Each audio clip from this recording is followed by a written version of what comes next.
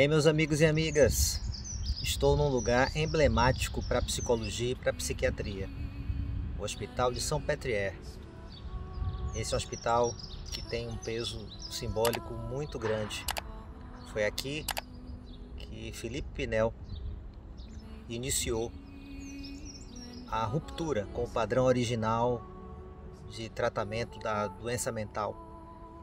Foi aqui que Charcot, um dos maiores neurologistas e estudiosos da psique e da estrutura neurológica do ser humano, foi mentor de Freud e introduziu o método da hipnose para entender os processos vinculados aos transtornos mentais. Foi aqui que Freud fez seu estágio, fez o início dos seus estudos e de compreensão, de aprofundamento do entendimento do inconsciente.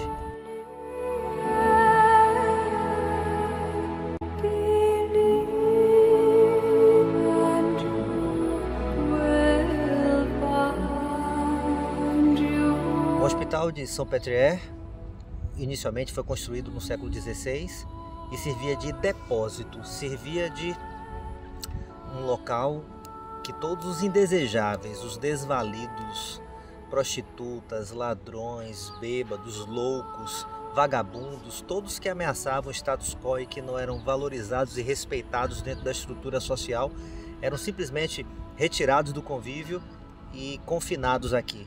E durante muito tempo essa foi a finalidade desse espaço. Posteriormente, Felipe Pinel foi o pai da psiquiatria moderna, percebeu que os métodos de tratamento para as pessoas que tinham comportamentos transgressores, desviantes, desajustados, métodos baseados em punição, acorrentava as pessoas, banho gelado, tortura, confinamento, isolamento absoluto. Ele percebeu que esses métodos não funcionavam e que misturavam os sãos, socialmente indesejáveis, com os efetivamente loucos. Foi o pioneiro a introduzir a visão de entendimento mais humanizado, vinculado aos tratamentos das doenças mentais. No período da Revolução Francesa, ele foi diretor aqui do Hospital de São Petrier e ele fez um processo revolucionário, transformador de entendimento da alma humana e de compreensão de que haviam transtornos mentais por trás de comportamentos que eram desajustados, desviantes e fora do que seria considerado o normal. Na Revolução Francesa, todas as prostitutas, todas as mulheres que ficavam confinadas aqui foram liberadas, assim como a queda da Bastilha. Foi um símbolo importante em 1789. No final do século XIX, Jean-Martin Charcot, um grande neurologista, ele foi muito famoso, ele foi muito importante na história da neurologia. Por exemplo, síndrome de La Tourette, mal de Parkinson foram estudados por ele e os nomes dessas doenças foram dados por Charcot.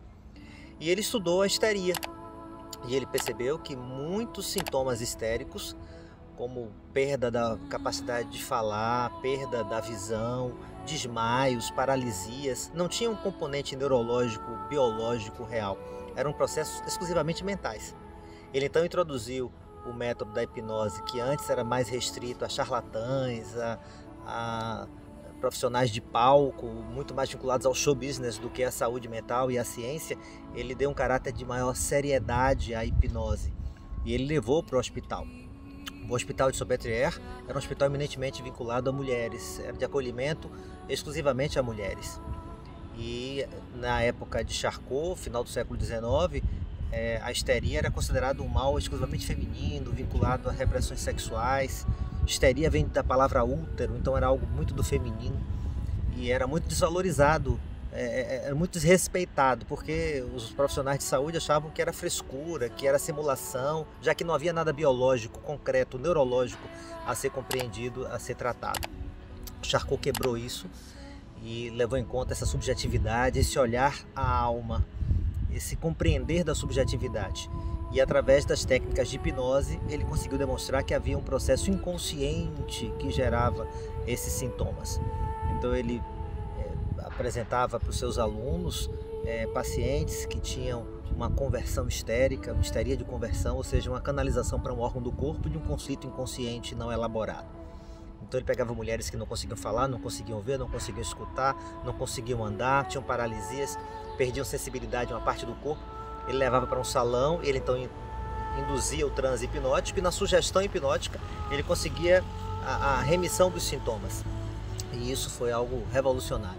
Chamou a atenção do pai da psicanálise, de Sigmund Freud, que no final do século XIX veio fazer um estágio aqui com Charcot. Ficou fascinado pela metodologia de Charcot, primeiro de entender, contemplar essa subjetividade, esses aspectos inconscientes, essa dimensão mental de uma sintomatologia que nessa época que havia um paradigma muito mecanicista, materialista, determinista, tudo aquilo que não fosse demonstrável com uma contrapartida biológica concreta era descartado e desvalorizado. Charcot valorizou, respeitou e procurou entender esses processos.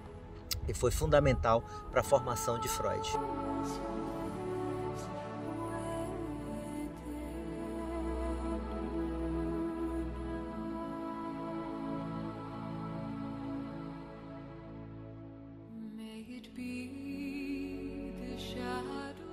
Freud então voltou a Viena, continuou utilizando o método hipnótico aprendido com Charcot, mas depois ele percebeu que esse método tinha limitações importantes. Primeiro, que poucas pessoas eram hipnotizáveis, então era um método que era pouco aplicável.